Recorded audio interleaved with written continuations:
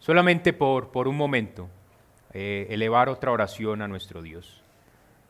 Mi Rey, mi Dios, mi buen Jehová, otra vez acudo a ti porque para esto, ¿quién es suficiente? Sinceramente, ninguno de nosotros tiene la capacidad intelectual, no tiene la capacidad espiritual para pararse delante de tu pueblo y hablar algo a sus corazones. Solo tú puedes penetrar hasta lo profundo de sus almas, a pesar de mí, a pesar de lo que soy. Yo te ruego, Espíritu Santo de Dios, que con poder hagas tu obra en esta mañana. Padre, porque lo necesitamos. En el nombre de tu Hijo Jesús lo pedimos. Amén y amén. Usted puede tomar asiento.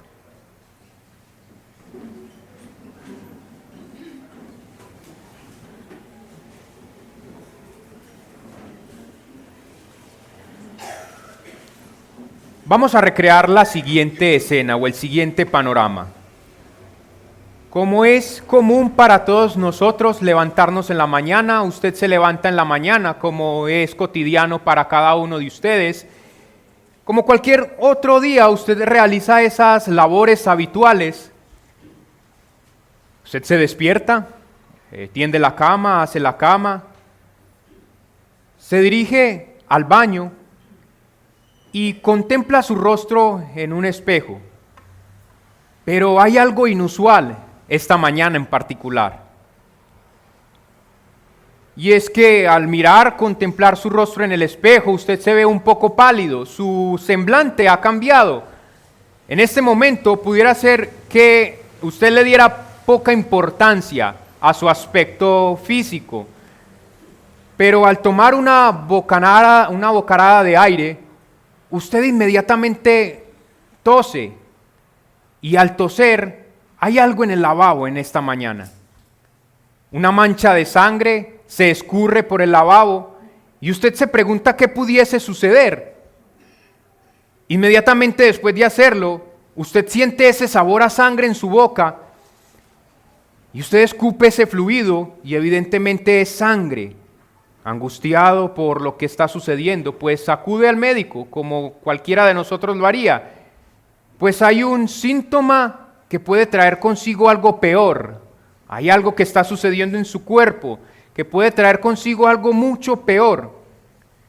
Pues el doctor practica exámenes para diagnosticar correctamente la patología de los síntomas que usted sufre. Botar sangre por la boca no es algo común.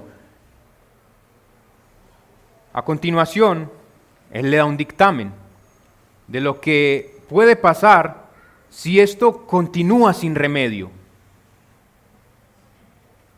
Este no es el mejor de los panoramas para alguien, pudiese parecer, pero permítame decirle que esta ilustración se acerca mucho a la realidad espiritual del ser humano. Todos conocemos los efectos nocivos de una lengua viperina, de una lengua venenosa. Usted sabe a qué me refiero con eso. Muchos otros odiamos cuando escuchamos hablar por parte de algunos de mala manera, expresarse para ofender a alguien o con vulgaridades o groserías y lo odiamos.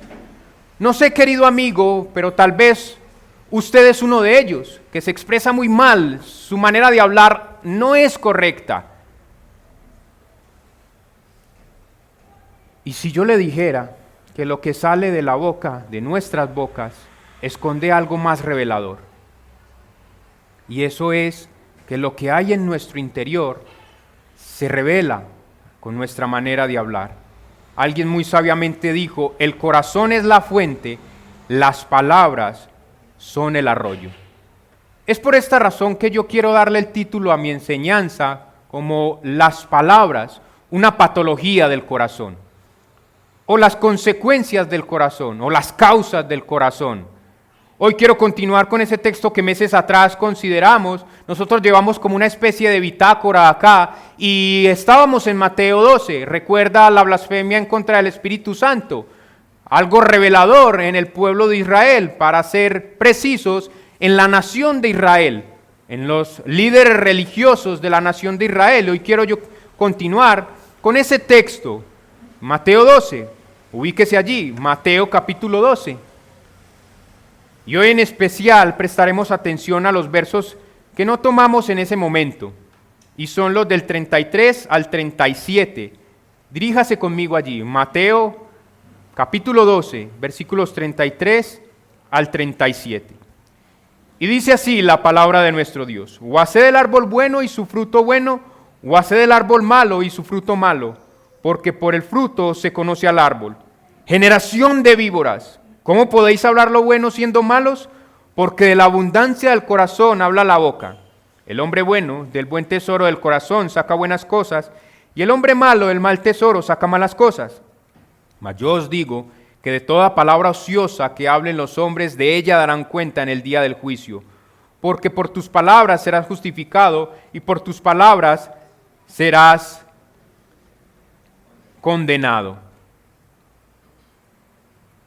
Jesús en esta ocasión, como ya es conocido por algunos de nosotros, Él ha confrontado a los líderes religiosos de la nación, a los líderes religiosos de Israel por causa de la blasfemia lanzada hacia el Espíritu Santo. Este es el contexto, el panorama que nosotros tenemos aquí, la blasfemia contra el Espíritu Santo. Y yo quiero que usted no olvide esto porque es importante a la hora de interpretar este pasaje en su conjunto. Y es que es aquí donde nuestro Señor, al examinar el corazón de ellos, ha determinado que esta es la causa por la que estos hombres han levantado semejante acusación. ¿Y cuál es la causa? Un corazón maligno, un corazón lleno de maldad. Ahora Jesús procede a mostrar esto a través de dos cosas. Primero, el diagnóstico por las palabras, versículos 33 al 35. Y segundo, dar un dictamen por las palabras, versículos 36 al 37. Yo quiero que usted me siga con ese bosquejo sencillo. El diagnóstico por las palabras y el dictamen por las palabras. Quedando claro que lo que brota de nuestra boca es el contenido de nuestro interior. Por lo que debemos, cada uno de nosotros, a la luz de esta enseñanza, damas y caballeros, determinar cómo está nuestro corazón. Concluir cómo está nuestro corazón por el mover de nuestros labios, las palabras. ¿Cómo se expresa usted? Bueno, vamos a ver qué es lo que nuestro Señor Jesús tiene que decir al respecto.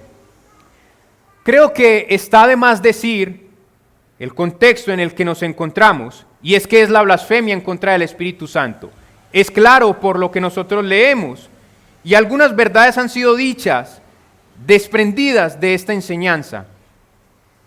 Y lo que ha sucedido aquí es que los líderes religiosos de la nación, los líderes de Israel, han lanzado una acusación tan severa en contra del ministerio de nuestro Señor Jesús, tan severa, que Él mismo los ha sentenciado a no ser perdonados por esto.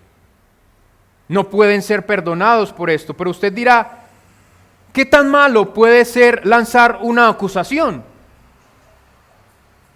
Mi hermano y amigo, quizá hasta ahora no lo ha entendido.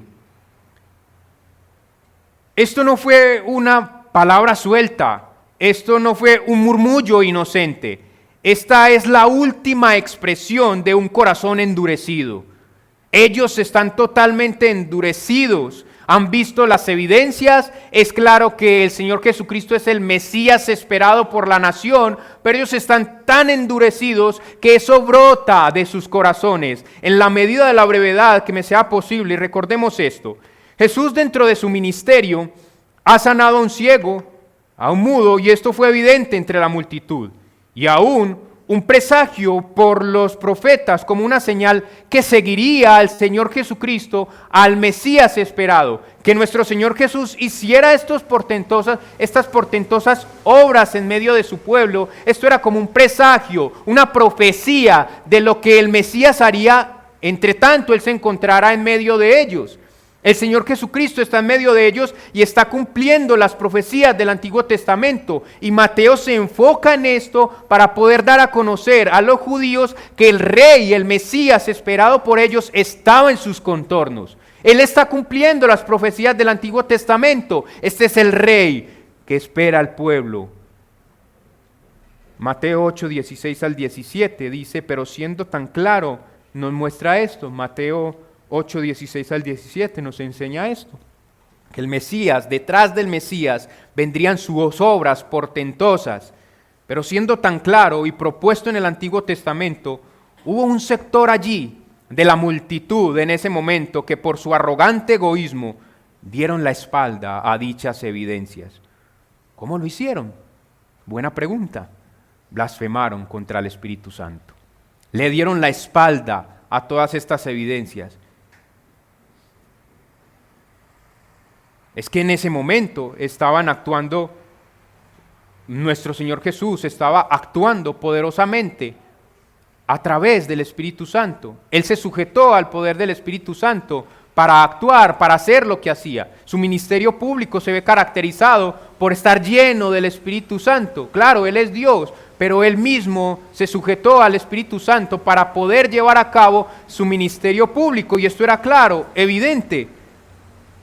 Pero esa no fue la única vez que estos hombres rechazaron las evidencias del Mesías. Como bien lo expresa Juan 5:33 al 40, hubo más de ellas. ¿Qué cosas más hubo? El mensajero del rey, como Juan el Bautista, hablaban borbotones de él, volúmenes de quién era el Mesías, las obras encomendadas por el Padre que Jesús cumplió, hablaban del Señor Jesús. El mismo Dios el Padre dio testimonio de Jesús como el Hijo enviado por Él. Y estos son evidencias de que este era el Mesías esperado por la nación. Y como final evidencia de que Jesús era el prometido Salvador del pueblo, aquí tenemos la evidencia del Espíritu Santo actuando de una manera poderosa a través de Jesús. ¿Y qué creen que pasó? Bueno, Juan 5:38b nos dice, porque a quien Él envió, vosotros no creéis. A quien Dios envió, vosotros no le creéis. La Biblia de las Américas dice, porque no creéis en aquel que Él envió. Toda evidencia puesta para manifestar al Mesías fue rechazada por ellos. Y eso es la blasfemia en contra del Espíritu Santo. Otro rechazo, una seguidilla de rechazo tras rechazo. Y esta vez el último rechazo de la nación de Israel a través de sus líderes religiosos. Estos de alguna u otra manera evidenciaban lo que había en el corazón, lo que se estaba asentando en el corazón del pueblo de Israel. Y estos, como la cara visible del pueblo, manifiestan lo que hay allí. Un rechazo al rey. Un rechazo flagrante al rey. ¿Qué más debía pasar para que los judíos quieran ver a Jesús como su rey? ¿Qué más debía suceder hasta este punto nada más? Hasta este punto ellos debían observar las evidencias y declarar, asumir de que este era el Mesías. Por esa razón Jesús les dice, ustedes están tan endurecidos de corazón que no hay perdón para ustedes. No hay perdón. No hay más. Toda la revelación que hasta ese momento Dios quería dar a través de Jesucristo había sido dada, pero cada una de esas revelaciones, manifestaciones de que Él era el Mesías esperado, fue rechazada por ellos. Pero ¿cómo es posible si en Cristo Jesús hay perdón para todos? ¿Acaso una blasfemia no está dentro del marco de la gracia? Pero aquí la cuestión a tratar no es la blasfemia lanzada por sus bocas.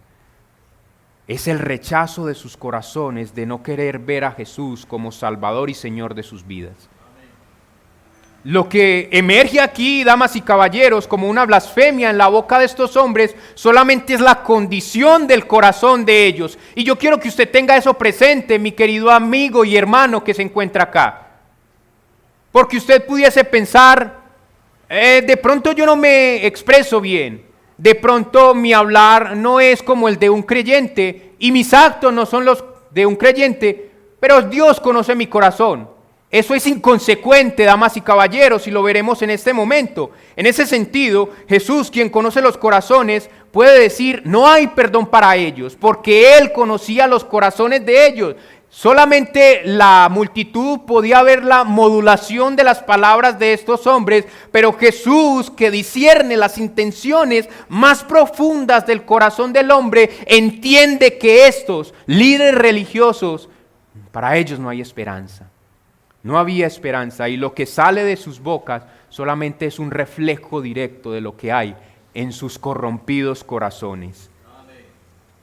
Porque de la abundancia del corazón habla la boca. Si abordamos los pasajes del 33 al 37 con esa idea en mente, nos resultará mucho más fácil de comprender y correctamente interpretar estos pasajes, porque en sí no es como quizás sea malentendido, en donde un mal hablar me condena o un buen hablar me salva, como un acto moralista meramente. El asunto está en el corazón, como entenderemos a continuación. El asunto está allí, en la médula, en el asiento del corazón. ¿Qué es la blasfemia entonces en contra del Espíritu Santo, sino, como bien nos da a entender Jesús, una revelación esclarecedora del corazón? Eso es lo que tenemos acá. La blasfemia en contra del Espíritu Santo es tan esclarecedor y nos muestra que los corazones de estos hombres realmente están tan corrompidos que lo único que sale de ellos es eso.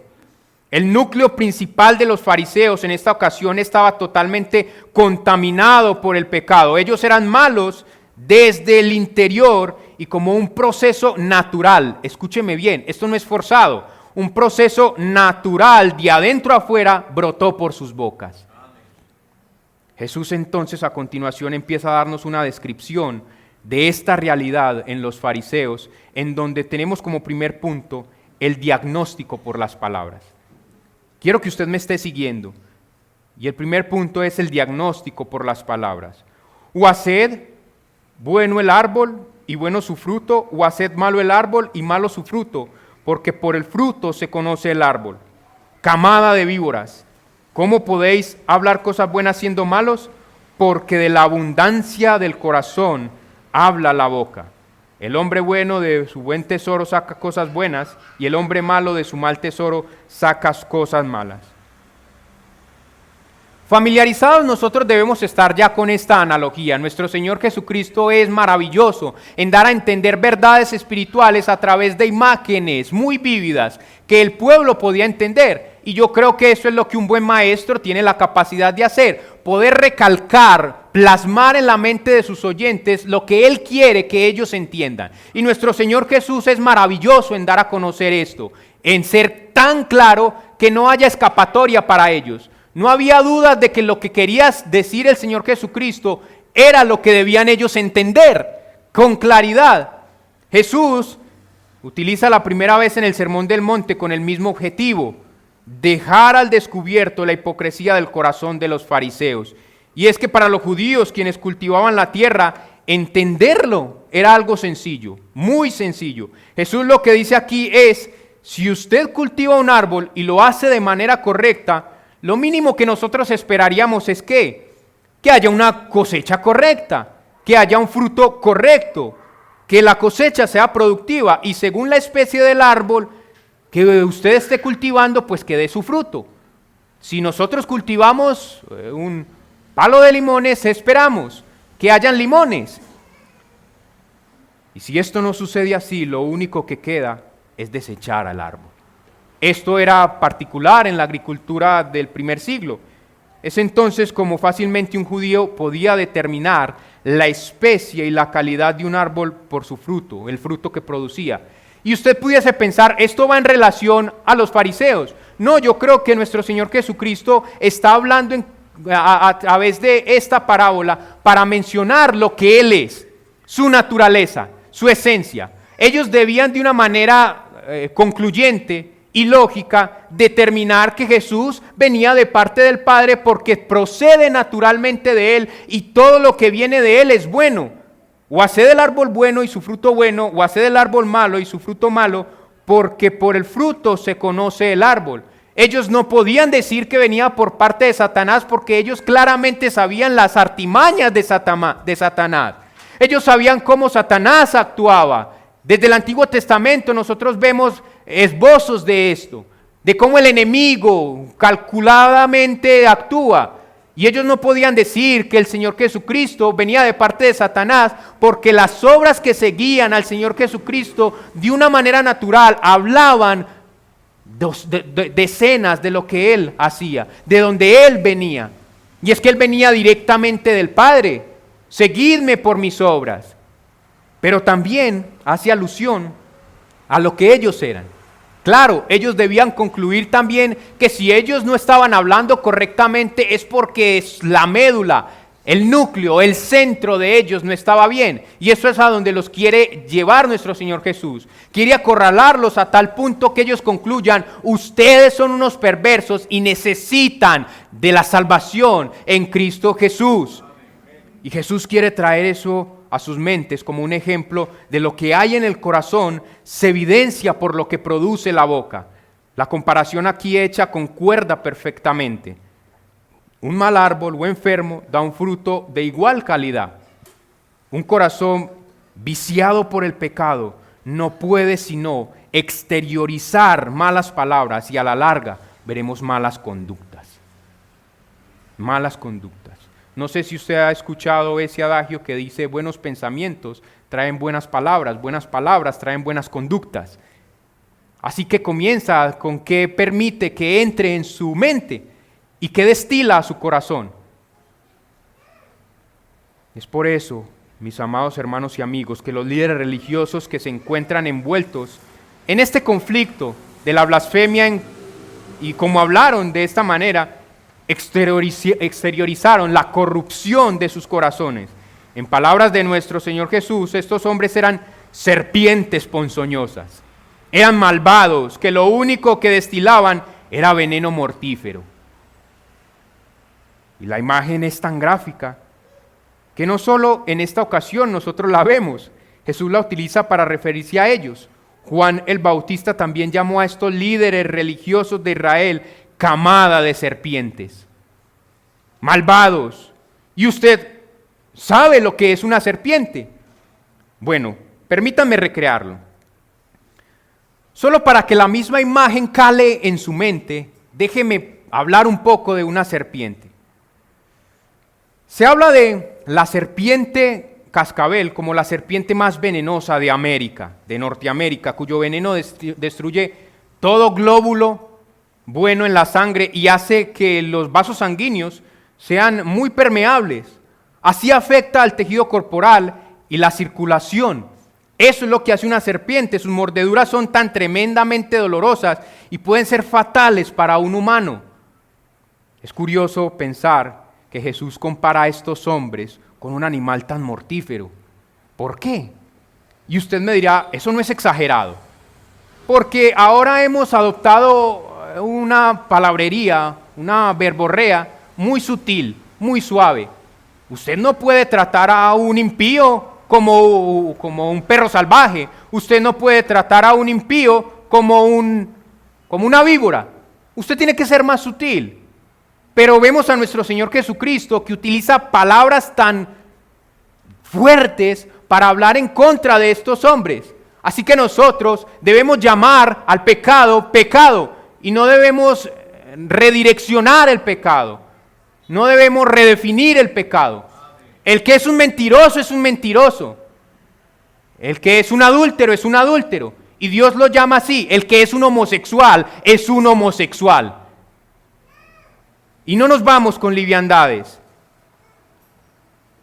Piénselo 2 veces, mi querido amigo, cuando se habla de los fariseos y de todas estas personas que lo único que hacen es atentar contra el Evangelio de Cristo. Ya que, como decimos aquí, estos no eran ningunas peras en dulces. Los fariseos no eran lo mejorcito de la sociedad, porque estos hombres con sus doctrinas, enseñanzas, influencias, estaban llevando a la nación de Israel a rechazar al Mesías. Y eso significa una muerte segura, alejados de Dios. Así que sí son eso. Son serpientes ponzoñosas. Si eso no le parece aterrador, mi hermano y amigo, usted fácilmente dejaría que un falso profeta entre a su vida. Si a usted no le parece que un hombre tenga la capacidad de desviarlo del Evangelio, algo totalmente garrafal, usted dejaría que un falso profeta entre a su vida. Así de severa debe ser nuestra consideración de las herejías que se nos presentan en la época, porque así de letales son. Así de letales son. Escuche lo que dijo Jesús de estos hombres, Mateo 23:13. Mas hay de vosotros, escribas y fariseos hipócritas, porque cerráis el reino de los cielos delante de los hombres, pues ni entráis vosotros, ni dejáis entrar a los que están entrando. La severidad del trato de Jesús hacia los fariseos nos deja ver la severidad de sus actos y sus palabras. Tal como la blasfemia en contra del Espíritu Santo, en los versículos antes que ellos habían pronunciado. Y esto no es más que el acto deliberado de corazones entenebrecidos por el pecado. Esta analogía demuestra que la blasfemia no fue meramente una expresión fortuita, sino una expresión del corazón. Es lo que dice Jesús en el versículo 34, generación de víboras, ¿cómo podéis hablar lo bueno siendo malos? Porque de la abundancia del corazón habla la boca. Así que las palabras que estos hombres pronunciaron no es algo que deba pasarse por alto en este texto, porque como ya le dije de la severidad que Jesús los trata, nos deja ver la severidad de sus actos. Y Jesús les dice, ustedes no van a ser perdonados por lo que han hecho, por lo que son, por lo que hay en sus corazones. Damas y caballeros, y aquí nosotros vemos que en el corazón del hombre hay solo depravación, y depravación total, total. Note esa palabrilla, generación de víboras. ¿Cómo podéis hablar lo bueno expresando maldad? Siendo malos, siendo malos.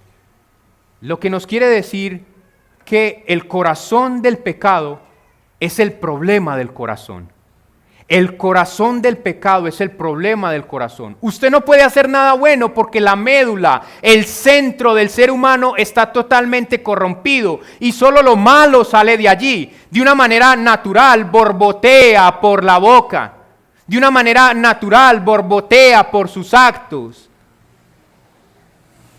De la abundancia, dice el texto, o de lo que desborda del corazón, habla la boca. Y es una imagen que usted puede bien reconocer. Agite usted una gaseosa y ábrala inmediatamente. ¿Qué es lo que sale de allí? No saldrá agua, sale gaseosa, porque de la abundancia que hay allí borbotea. Esta es la imagen que nuestro Señor Jesús quiere presentarnos. Es como si usted agita al hombre y lo único que sale de allí es lo que hay en su corazón. Si usted es un blasfemo, si usted es un mentiroso, si usted constantemente está pecando, es natural que digamos usted es un impío. No hay más. Y la pregunta es, específicamente son las palabras o actos cometidos aquí lo que llevan a Jesús a pronunciar semejante juicio. No, mis amados hermanos y amigos. El diagnóstico por las palabras es un corazón no regenerado. El diagnóstico por las palabras es un corazón no regenerado. Así que pregúnteselo 2 veces cuando usted vaya a expresar. Yo probablemente no me expreso muy bien. Y no estoy hablando de que usted lleve un proceso, sino que ese es el diario vivir. Usted miente, usted engaña, usted constantemente es hipócrita. Usted constantemente lo único que hace es hablar en contra de su hermano. ¿Qué es lo que naturalmente debe deducir? Que hay un problema en su corazón, que hay un problema allí. ¿Acaso son las palabras o actos cometidos aquí lo que lleva a Jesús a pronunciar semejante juicio? Es el diagnóstico por las palabras, y el diagnóstico por las palabras es un corazón no regenerado. Este es el diagnóstico que nuestro Señor Jesús da a los fariseos. Ustedes se expresan como se expresan porque ustedes no tienen un corazón regenerado. Ese es el problema. Recordemos el incidente entre los fariseos y escribas cuando se acercaron a Jesús. Y esto como para acusarle, porque sus discípulos no se lavaban las manos antes de comer. Y esto como un acto por parte de los fariseos quisquilloso a lo que ellos estaban acostumbrados. Mateo 15, 10 al 20 dice, y llamando hacia la multitud les dijo, oíd y entended. no lo que entra en la boca contamina al hombre, mas lo que sale de la boca, esto contamina al hombre. Entonces acercándose a sus discípulos le dijeron, ¿sabes que los fariseos se ofendieron cuando oyeron estas palabras? Pero respondiendo él dijo, toda planta que no plantó mi Padre Celestial será desarraigada. Dejadlos, son ciegos, guías de ciegos, y si el ciego guiare al ciego, ambos caerán en el hoyo. Respondiendo Pedro le dijo, explícanos esta parábola, Jesús. Explícanos esta parábola. Jesús dijo, ¿también vosotros sois aún sin entendimiento? ¿No entendéis que todo lo que entra en la boca va al vientre y es echado en la letrina? Pero lo que sale de la boca, del corazón sale, y esto contamina al hombre, porque del corazón salen los malos pensamientos, los homicidios, los adulterios, las fornicaciones, los hurtos, los falsos testimonios, las blasfemias. Estas son las que contaminan al hombre, pero comer con las manos sin lavar no contaminan al hombre. Lo que dice Jesús es básico. El proceso natural del cuerpo es eliminar lo que no sirve. Cuando nosotros comemos, ese es el proceso natural del cuerpo. Eliminar lo que no sirve, y usted lo sabe cada vez que va al baño. Y Jesús no está avalando una mala conducta higiénica, como no lavarse las manos antes de comer. Está bien. Pero el punto es que dentro de todas las costumbres y prácticas de los fariseos, estaba en que lavarse las manos era antes de comer, permitir que ellos estuvieran ceremonialmente limpios o espiritualmente limpios, puros en sus cuerpos. Pero nuevamente Jesús les dice, ustedes son tan hipócritas. ¿Por qué lo hacían? Porque era un acto visible, porque todo el mundo los veía, pero sus corazones estaban corrompidos, que cuelan el mosquito, pero se tragan el camello. Están tan preocupados por el exterior que olvidan que son corruptos en el interior. Y aquí hay muchos hipócritas, con seguridad, que están tan preocupados como te ven el domingo. Pero durante la semana, sencillamente eres uno más del mundo. Uno más. Están tan preocupados en el exterior. Y la idea es, si realmente quieren hacer actos piadosos delante de Dios, sus corazones deben ser regenerados, porque de allí salen todas las cosas, de allí sale todo. San Agustín nos dice que una persona debe ser cambiada primero para que sus obras puedan ser cambiadas. Una persona debe ser cambiada primero para que sus obras puedan ser cambiadas. Y el diagnóstico es reiterado en el versículo 35. El hombre bueno del buen tesoro del corazón saca buenas cosas, y el hombre malo del mal tesoro saca malas cosas. Y perdóneme si voy rápido, si me apresuro, hay mucho contenido aquí. Pero la idea de Jesús con esta nueva analogía sigue siendo la misma. No puedes sacar algo bueno del corazón si es que éste no tiene contenido alguno, no tiene buen contenido allí. Y lo contrario también es verdad, damas y caballeros. Si tienes un corazón bueno, lo único que puedes sacar de allí son cosas buenas. El depósito que tú tengas allí es lo que saldrá de allí. Tú no puedes sacar 10 millones del banco si no tienes 10 millones en el banco. Tú no puedes sacar nada bueno de tu corazón si no hay nada bueno en tu corazón. Por lo que el diagnóstico es que un corazón no regenerado solo producirá palabras y acciones no regeneradas. Y uno que ha sido transformado por Dios a través del Espíritu dará buen fruto y en abundancia. Ahora, ¿cuál es el dictamen tanto para el uno como para el otro? Ya vimos el diagnóstico. El diagnóstico es que un corazón perverso, lo único que sale de un corazón perverso es cosas malas, y lo único que sale de un buen corazón son cosas buenas, gracia en abundancia. Pero ¿cuál es el dictamen tanto para el uno como para el otro? Bueno, prosigamos al segundo punto. El dictamen por las palabras. Ya nuestro Señor Jesús dio el diagnóstico por las palabras, pero Él da el dictamen por las palabras, versículos 36 al 37. Mas yo os digo que de toda palabra ociosa que hablen los hombres, de ella darán cuenta en el día del juicio, porque por tus palabras serás justificado y por tus palabras serás condenado. Probablemente usted es de los que dice, yo no voy a ser condenado por tal o cual palabra. Yo no voy a ser condenado por tal o cual actitud. Dios conoce mi corazón y eso parece una burla ahora que entendemos que eso no es cierto. Que lo que verdaderamente expresan las palabras es lo que hay en el corazón, pero en serio se lo digo, hay personas así que no entienden que eso no es coherente, que la manera en cómo usted se expresa, que la manera en cómo usted actúa es una correlación directa con el corazón. Aquí los fariseos no simplemente llamaron a Jesús charlatán o necio o cualquier otra expresión. Ellos blasfemaron en contra del Espíritu de Dios, lo que lo hace mucho más grave, porque es el Espíritu de Dios quien a través de la influencia de la palabra convence al pecador de su condición y le trae en arrepentimiento a los pies de Cristo. Así que si el Espíritu es el agente que trae a las personas al arrepentimiento, ¿qué más queda para ellos si lo blasfemaron? Así que no hay ni la más mínima idea de que un rechazo como este hacia la persona del Espíritu, quien efectúa esta obra, pueda tener perdón y no carezca de juicio en el día final. Porque la afirmación de Jesús en el versículo 36 es que toda palabra vana, argos, inútil, sin contenido, imprudente o algún desliz de la lengua pasará por alto en el día del juicio. Esto nos prende las alarmas a la hora de pensar cómo expresarnos. Si toda palabra va a ser juzgada en el día del juicio, usted debe tener cuidado con cómo se expresa. Y más si usted es un verdadero creyente, porque naturalmente sucederá que si usted está lleno del Espíritu Santo, lo único que saldrá de su corazón es gracia, es bondad, es misericordia, es alabanza a Dios. John MacArthur comenta este versículo y preste atención a lo que dice. Abro comillas y cito: ninguna infracción contra la santidad de Dios es por consiguiente una cosa de broma.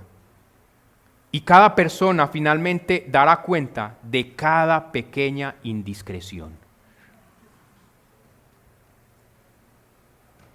Al igual que el salmista, el cristiano debe orar: pon guarda a mi boca, oh Jehová, guarda la puerta de mis labios. Guarda la puerta de mis labios. Déjenme hacer un paréntesis aquí, porque seguro están lidiando con lo mismo que yo lidié durante la semana en el texto. Los creyentes encajan allí. Los creyentes encajan en palabras ociosas, aunque los creyentes no son insertados en un juicio de condenación con los incrédulos. Eso es claro y la Biblia nos lo expresa. No es menos cierto que debamos a tener que dar cuentas a nuestro Dios. Y vamos a recibir recompensas. O simplemente nuestra obra se va a pasar por el fuego y va a ser quemada. La idea general del texto es que los impíos son los que van a recibir una condenación. Pero ¿qué si se nos escapa una necedad al hablar? Porque puede suceder. Claro que sí. Porque ha pasado y pasará. ¿Habrá algo para nosotros en el día final? Mi hermano, si tú eres salvo, el texto no está hablando de condenación aquí para ti. Si tu corazón es regenerado, lo que sale naturalmente de tu corazón es bondad. Y en ocasiones el viejo hombre se te monta en el cuello, pero tú tienes que bajártelo. ¿Y sabes qué tienes que hacer con él? Tenerlo con tu pie en el cuello de él y no descuidarlo, porque te doblará el pie. No te descuides, mi amado hermano, no te descuides. Esto recordemos que son los fariseos, recordemos que entre la multitud allí son los fariseos a los que el Señor Jesús apunta, cuyos corazones eran corrompidos, eran quienes estaban siendo confrontados. Pero esto es una reprimenda o una desaprobación de dichas obras delante de Dios, y Pablo enseña en 2 Corintios 5, 9 al 10, por tanto procuramos también, o ausentes o presentes, serle agradables, porque es necesario que todos nosotros comparezcamos ante el tribunal de Cristo, para que cada uno reciba según lo que haya hecho mientras estaba en el cuerpo, sea bueno o sea malo. mi hermano, no querrás verte envuelto en una mala conversación infructuosa. No querrás verte envuelto en eso, porque aparte de que es pecado y tendrás que arrepentirte, mucho menos y probablemente al final del tiempo sin galardón por ello. Así que cuidemos nuestra manera de hablar. Siempre, siempre. Continuando con el texto, y este confirma a los fariseos, si Dios no va a pasar por alto una palabra imprudente, sutil, pequeña y quizá en términos de severidad menor, mucho menos la blasfemia en contra del Espíritu Santo, mucho menos lo que estos habían hecho. Él no va a pasar por alto esto, el rigor, el juicio divino, no va a pasar por alto estas imprudencias y mucho menos una blasfemia de este calibre. ¿Qué dictamen, damas y caballeros, tan aterrador? Es aterrador pensar, damas y caballeros, porque un corazón sin impenitencia ni arrepentimiento debe ser condenado por la justicia de Dios. Un corazón no penitente debe ser condenado por la justicia de Dios. Un corazón no arrepentido, y mucho menos tú, querido amigo, que estás aquí escuchando el Evangelio de la gracia de nuestro Dios, no pasará por alto al culpable. Y si tú no lloras, sufres por tu pecado ahora mismo, Dios no pasará por inocente al culpable. Juan Calvino dice, si toda palabra ociosa es cuestionada, ¿cómo evitaría Dios las blasfemias abiertas y la insolencia sacrílega de quienes ladran en contra de su gloria? ¿Cómo es posible? Dios emitirá sentencia en base a lo que el corazón emita. ¿Ve? No son las palabras. Dios emitirá sentencia en base a lo que el corazón emita. Y Dios conoce el corazón. Versículo 37, porque por tus palabras serás justificado y por tus palabras serás condenado. Ahora todo es más claro. Si yo les hiciera la pregunta, ¿son las palabras las que condenan? ¿Son las palabras las que justifican? No, es la gracia en Cristo Jesús. Y la gracia en Cristo Jesús regenera almas, regenera corazones. Versículo 25 del capítulo 12 del texto que estamos abordando nos dice que Jesús conocía los pensamientos de ellos. Y no simplemente los pensamientos. No es que Jesús se le cruzó por la mente a ellos y vio un pensamiento sutil.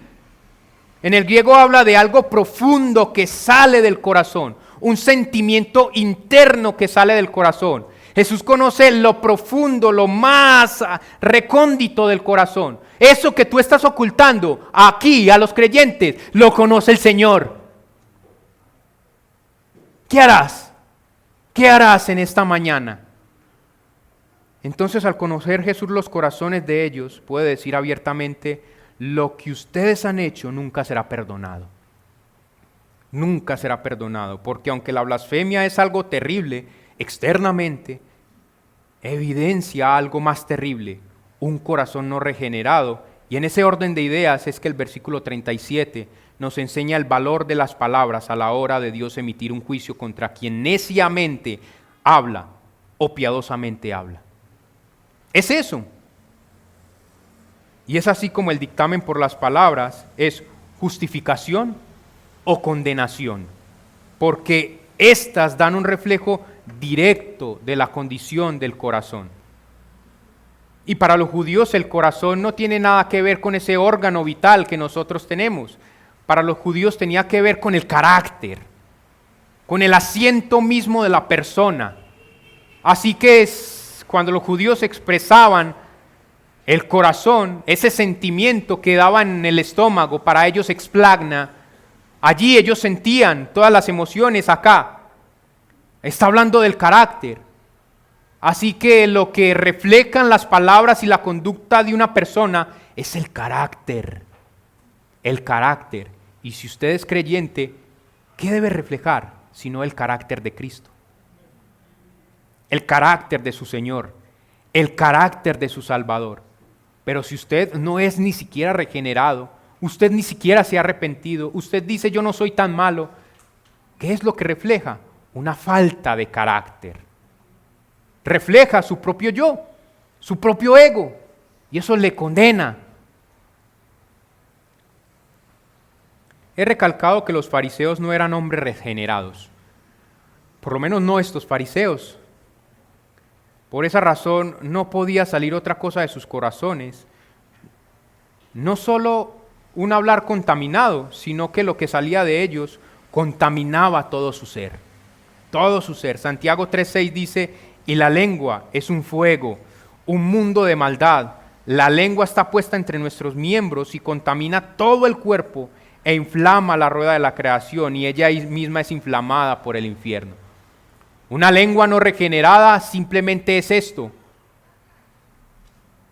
un instrumento del infierno.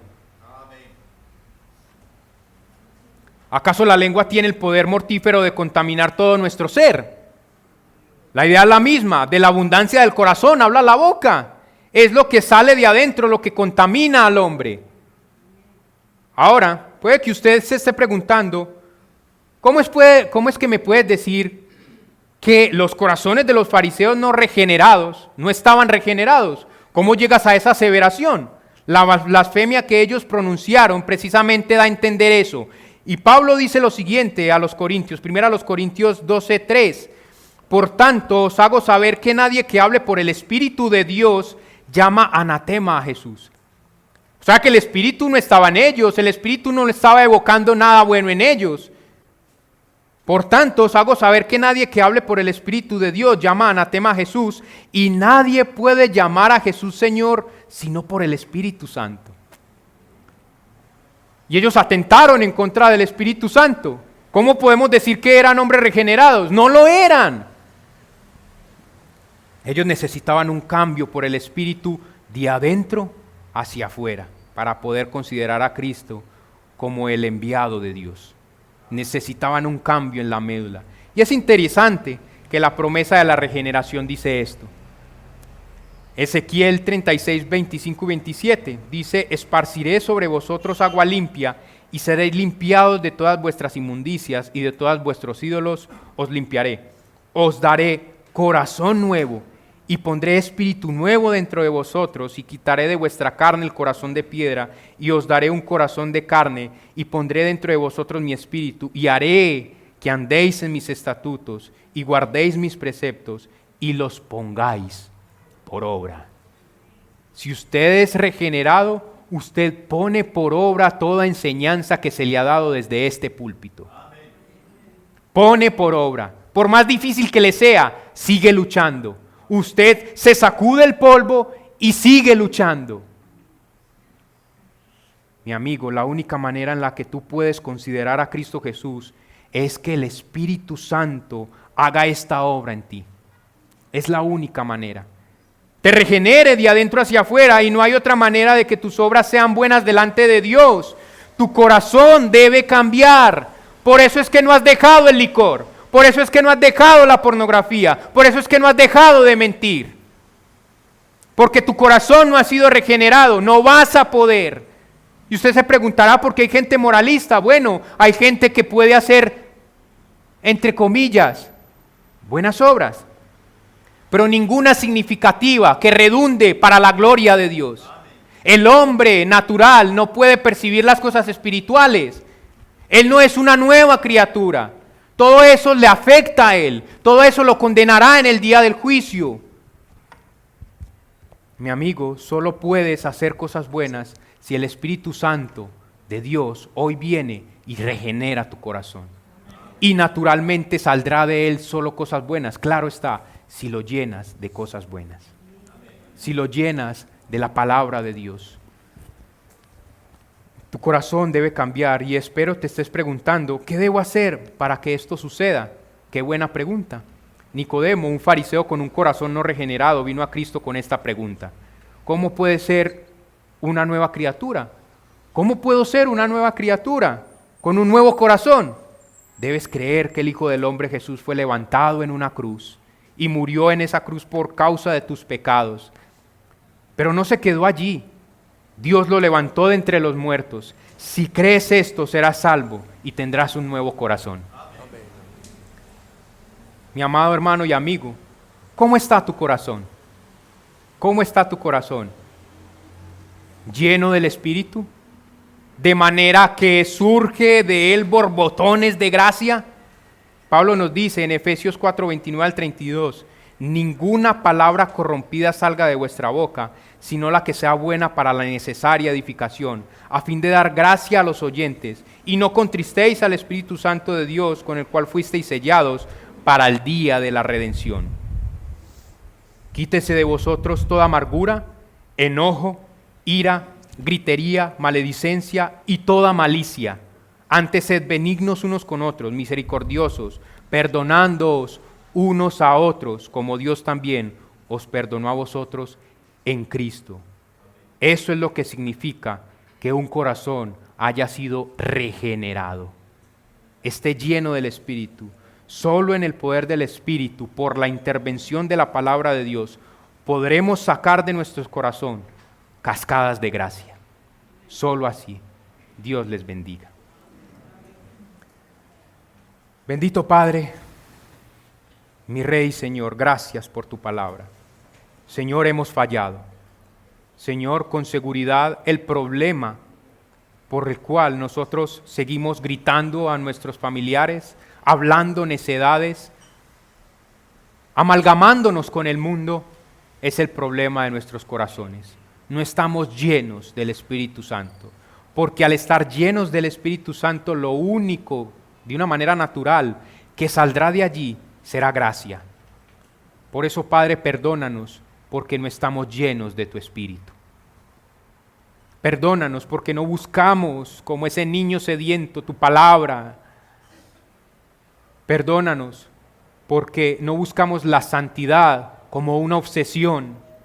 Perdónanos, mi Rey, Señor, perdónanos. Y Padre, yo te ruego que en esta mañana tú hayas convencido a aquel que simplemente de una manera deliberada, anda por este mundo pecando contra ti, que pueda entender que tiene un problema y es el problema del corazón, y que solo viniendo a los pies de Cristo, su corazón será regenerado, será cambiado y dará gloria, y el día del juicio final su sentencia será justo, justo. Gracias, Padre, por Cristo. Gracias por lo que has hecho a través de Él en medio nuestro, porque te lo pedimos en su nombre. Amén y amén. Dios les bendiga.